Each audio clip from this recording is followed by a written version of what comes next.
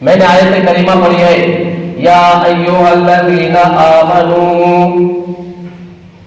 اے ایمان والو، کتب علیکم الصیام، تم پر روزے فرض کیے گئے ہیں، کما کتب علی الذین من قبلکم، جیسا کہ تم لوگوں سے پہلے لوگوں پر روزہ فرض کیا گیا ہے، لعلکم تتقون، تاکہ تم پرہیزگار بن جاؤ، تقوی والا بن جاؤ، متقی بن جاؤ۔ اس آیت کریمہ کی تشریح پہ غور کیجیے، اللہ نے اس آیت کریمہ کو کس سانچے میں بنایا ہے، ڈھالا ہے۔ الذین آمنوا، اے ایمان والو، جب ہم لوگ کسی آدمی کو مخاطب کرتے ہیں، بلاتے ہیں، تو اس کے دو طریقے ہوتے ہیں۔ پہلا طریقہ آدمی کا نام لیا جائے، دوسرا طریقہ آدمی کا جو رشتہ ہے اس رشتے کو بیان کیا جائے۔ مثلا باپ ہے، اپنے بیٹے کو بلاتا ہے، بیٹے کا نام ہے زید، ایک طریقہ تو یہ ہے نام لے کے پکارا ہے اے زید۔ دوسرا طریقہ کیا ہے کہ جو رشتہ ہے اس رشتے کو بیان کیا جائے کہ اے بیٹے، دو انداز۔ اب اس میں آپ خود غور کرو، کس میں زیادہ عظمت ہے، کس میں زیادہ محبت ہے۔ نام میں اتنی عظمت اور محبت نہیں ہے جتنے رشتے میں محبت ہے۔ اے بیٹے، بیٹا بھی خوش ہو جاتا ہے کہ میرا باپ مجھے پیار سے پکارا ہے۔ تو اللہ رب العزت نے مسلمانوں کو، ان لوگوں کو جو اللہ کے حکم کو مانتے ہیں، رسول اللہ کی تعلیمات کو مانتے ہیں، انہیں مومن کہا جاتا ہے۔ اللہ نے فرمایا یا ایھا الذین آمنوا، اے ایمان والو، جیسے ہم لوگ بیٹے سے بلاتے ہیں، اللہ نے اسے کہا اے ایمان والو، اے مجھے ماننے والو۔ براہ راست اللہ نے مسلمانوں کو خطاب کیا ہے۔ حالانکہ اللہ یہ بھی کہہ سکتے ہیں اے لوگوں میں مسلمان بھی کافر بھی سب داخل ہیں، لیکن اللہ نے کہا اے مومنو، اے مجھے ماننے والوں، اے مسلمانوں۔ توریت میں بنی اسرائیل کو اللہ رب العزت نے صرف ایک مرتبہ مخاطب کر کے کہا تھا اے بنی اسرائیل۔ یہ لوگ اتنے خوش ہو گئے، کہنے لگے نحن ابناء اللہ واحباؤہ، ہم اللہ کے بیٹے ہیں اور اللہ کے چنندہ اور برگزیدہ بندے ہیں۔ ایک بار اللہ نے ان کو پیار سے پکارا تو انہوں نے اپنے آپ کو اتنا بڑھایا، کہنے لگا ہم اللہ کے بیٹے ہیں، اور کہنے لگے ہم اللہ کے پیارے بندے ہیں، اور کہنے لگے کہ جنت کے حقدار ہم لوگ ہیں، ہمارے علاوہ کوئی نہیں۔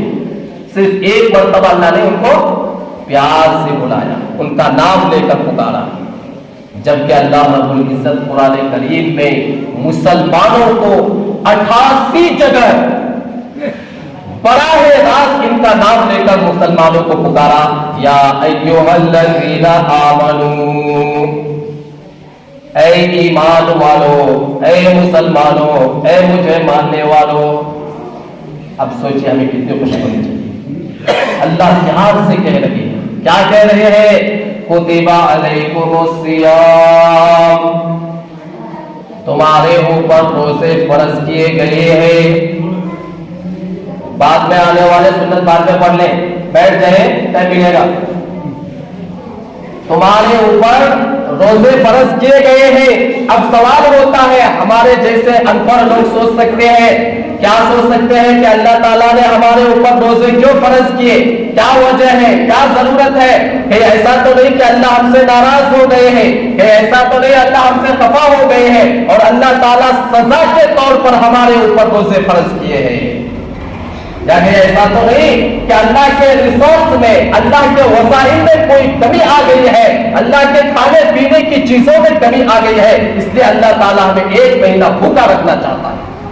یہ سوال پیدا ہوتا ہے۔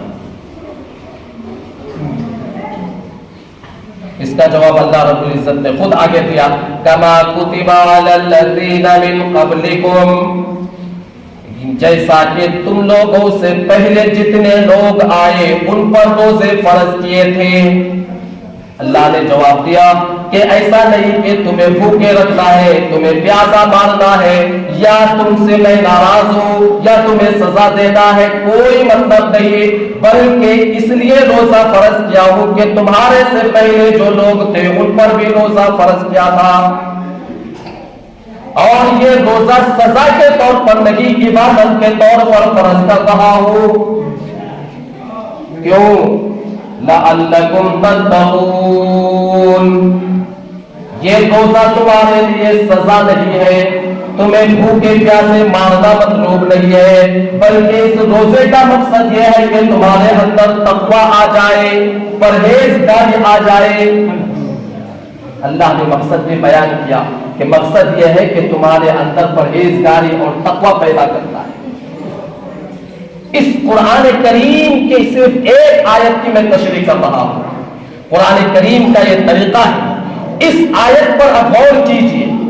आप अगर किसी आदमी को या अपने घर वाले को या अपने बीवी को, अहलिया को अगर कोई बात भी बताए तो उसको इस अंदाज से बताना चाहिए कि बात को बताने के बाद, कोई हुक्म, कोई ऑर्डर करने के बाद, उसके बाद ये भी बता दिया जाए कि देखो इस हुक्म में, इस बात में ये फायदे हैं, ये नुकसान है, करोगे तो ये फायदा मिलेगा और नहीं करोगे तो ये नुकसान होगा। कुरान करीम का उसलूब है। अल्लाह ने बताया कि मैंने रोजा क्यों फर्ज किया है, तुम्हारे अंदर तकवा पैदा करने के लिए। इस आयत पर गौर कीजिए।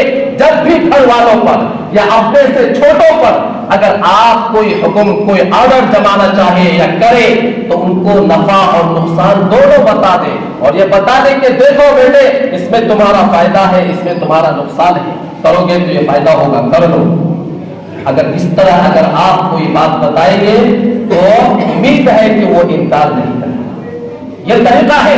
लेकिन कोई सख्त मिजाज होता है, वो अपनी बीवी से या अपने छोटों से कहता है मैं जो कहता हूं वही, मेरी बात पर सवाल नहीं करना, उंगली नहीं उठाना, उंगली उठाने का हक नहीं, मेरी बात जो है ये पत्थर की लकीर है, जो कह दिया वो हो गया।